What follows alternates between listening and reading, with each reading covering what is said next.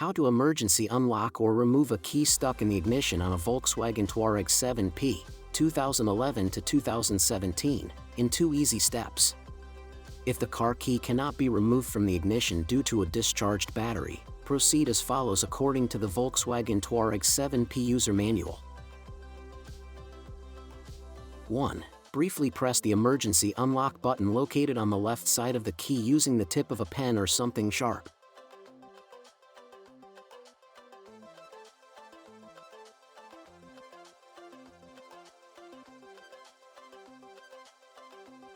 2. While holding it down, remove the key from the ignition.